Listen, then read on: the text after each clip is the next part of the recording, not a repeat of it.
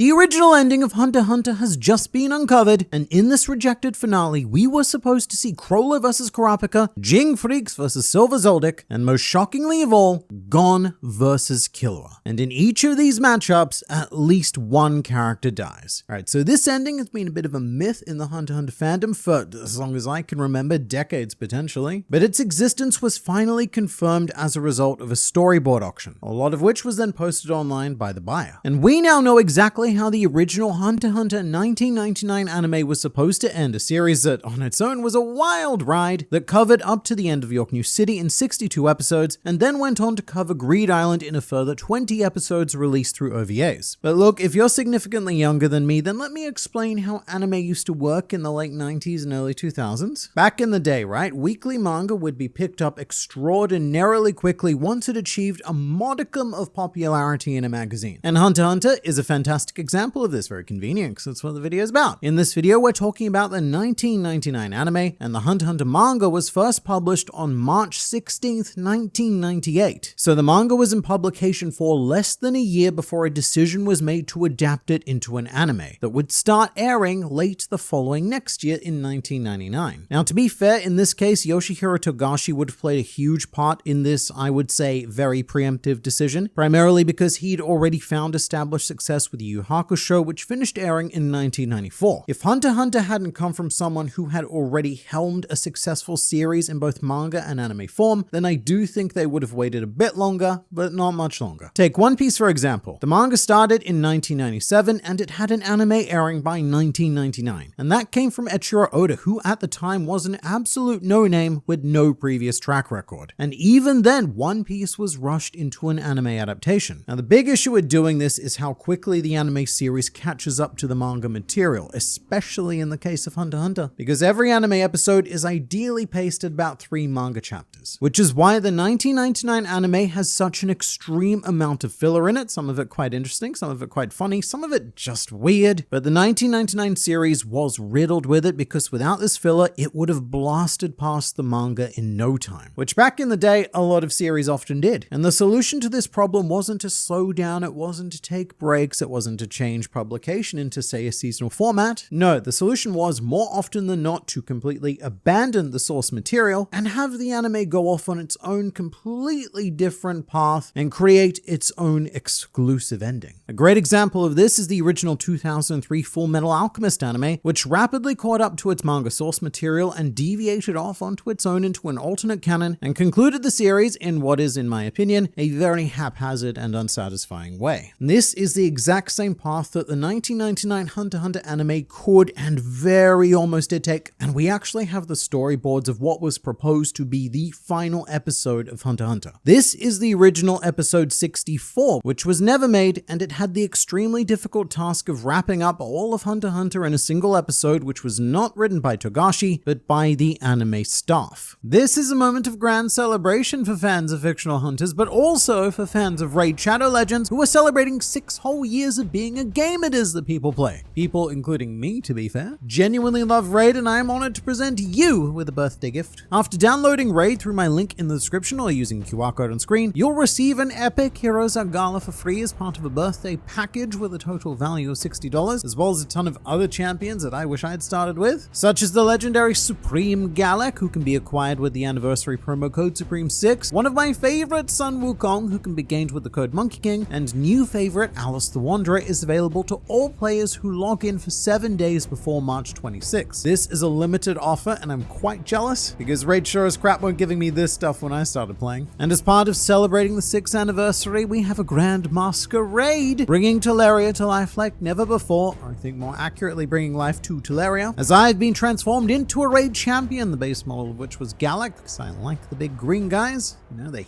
hit things like really hard. And I'm honored to be included as part of Raid history, and please do let me know which Raid champion you would like to be. But also, please do click the link in the description or scan the QR code on screen to immediately receive the epic Zargala, as well as Supreme Galek and Sun Wukong through their codes. And please get the limited edition Alice the Wanderer by logging in for 7 days before March 26, and also come find me under the name Grandline Guy and join my clan. Definitely do all of that, but for now, it's back to you, me. This is the original episode 64, which was never made, and it had the extremely difficult task of wrapping up all of Hunter x Hunter in a single episode, which was not written by Togashi, but by the anime staff. And I was blown away when I saw what they tried to do, and not in a good way. I cannot believe that this ever got anywhere near happening. But before we get to that episode, more changes were going to need to be made to previous episodes to facilitate it. Director of the 1999 anime Kazuhiro Furuhashi had a lust for drama not seen since the days of William Shakespeare, and he wanted to change the ending of Yorknew City to have one final showdown between Chrollo and Kurapika, during which Chrollo would be killed and Kurapika would lose an eye, but also lose a lot more. This storyboard depicts Kurapika on the verge of death, and the reason for said death isn't entirely clear, but it states that Kurapika's heart is about to stop, which implies that he's done something that goes against the Nen restrictions that he set himself in order to kill Chrollo. And in his final moments, Kurapika appears to say absolutely nothing to either Gon or Killua, and then Kurapika goes on to die in Leorio's arms, which is quite the bold maneuver, killing both Kurapika and Chrollo. Wild idea, considering that they've now become essentially our main protagonists in the current manga arc. And look, I haven't found anything personally that supports this yet, but allegedly each and every member of the Phantom Troop was also supposed to die by this point, just making sure to leave absolutely nothing open for a future series. Again, I can't confirm that. A lot of people, I think, are just coming to their own conclusion, so that might not be the case. But also, given what's about to happen next, maybe. As you can imagine, Kurapika's death then took a toll on our surviving cast members, and there's a very bitter moment where Gon, Killua, and Leorio split up, with Gon returning to Whale Island, and waiting for him there is not just Mito, but also Kite and Jing, although I don't believe we see the reunion itself. With the storyboard pieces we have, it seems more like Gon comes home, he sees Kite and Jing, and then we cut to what I can only describe as utter madness, because what happens next is a 7-year time skip, which brings us to the original ending of the never produced episode 64, which means that Gon and Killua are both somewhere between 18 and 19, and Killua has had a particularly dark 7 years because he apparently went back to the Zoldyck family estate and has now transformed into the cold Zoldyck assassin archetype presented by Silver, Illumi, and Zeno. And though conceptually I don't mind this change, just because the anime was using a plot point left open, and to this day still remains left open, which was Silver claiming that one day Killua would come back, and he had the utmost of confidence that Killua would embrace his destiny as the eventual head of the Zoldyck family. I might not agree with how we got to this point by sacrificing Kurapika and everything, but I'm gonna be fair, it does make a bit of sense with what we knew at the time. And Killua is now such a trusted assassin that he's out on a mission with his father Silver, and their target just so happens to be, gasp,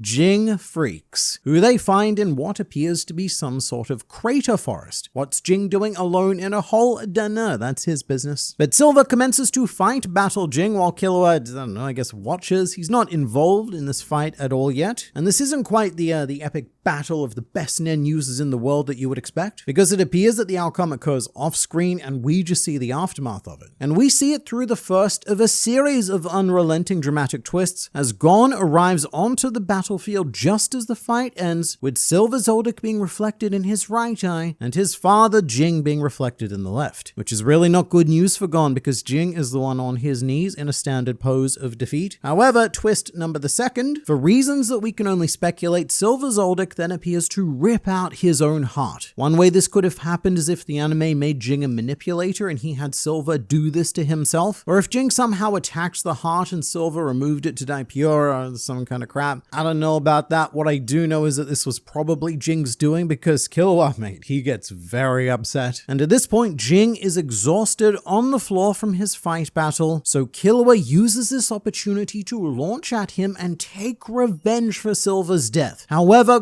Gon steps in to protect Jing, and we have a Nen clash, with Gon erecting a defensive something or other, with Killua attempting to drill through it with his claws or something or other. This is an extremely dramatic moment, and I'm going to put this out there right now. One of these boys is about to die. Which one will it be? We'll find out in a bit, because first, drama is always incomplete without emotional observers, as we also see Mito arrive onto the battlefield, who I guess tries to rush to Gon's aid. However, Mito is held back by Kite, who's also here for reasons and not doing anything to help either Jing or Gon, for more reasons that mere images are incapable of explaining. So we have none of the help situation. Kite's just gonna watch and let the situation play out and just hope for the best. Anyway, Killua rips out Gon's heart in an extremely brutally depicted sequence, and this is very clever, right? Because here's what happened. What we've already learned as audience members from Silver ripping his own heart out is that people die without their hearts. So I guess that could be considered foreshadowing for this moment where Gon loses his heart, because now we know that Gon's gonna die. That's right, Gon